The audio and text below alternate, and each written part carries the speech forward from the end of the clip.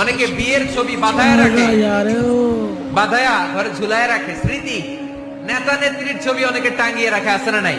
পীর সাহেবের ছবিও টাঙিয়ে রাখে।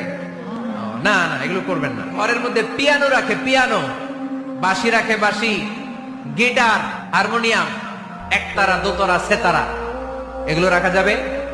ঢোল রাখা যাবে?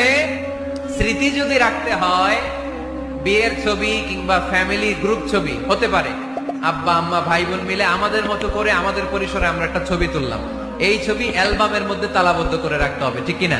কোনো হেভি মিউজিক্যাল ইনস্ট্রুমেন্ট ঘরে রাখা যাবে না। আপনি গাছের ছবি, প্রকৃতির ছবি, নদী নালার ছবি, এগুলোর ক্যালিওগ্রাফি বাধাই করে দেয়ালে টাঙিয়ে রাখতে পারেন, এতে কোনো সমস্যা। বাচ্চা মেয়েদেরকে কাপড়ের তৈরি পুতুল দিতে পারেন, এটা তো কোনো সমস্যা নাই। কিন্তু চোখ আছে, নাক আছে, মুখ আছে, হাত আছে, এরকম পুতুল ঘরে রাখা যাবে?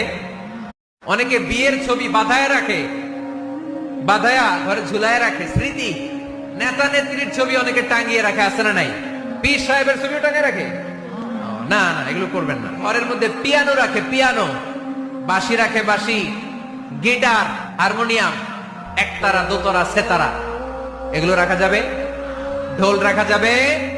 স্মৃতি যদি রাখতে হয়, বিয়ের ছবি কিংবা ফ্যামিলি গ্রুপ ছবি হতে পারে, আব্বা আম্মা ভাই বোন মিলে আমাদের মতো করে আমাদের পরিসরে আমরা একটা ছবি তুললাম, এই ছবি অ্যালবামের মধ্যে তালাবদ্ধ করে রাখতে হবে, ঠিক কিনা?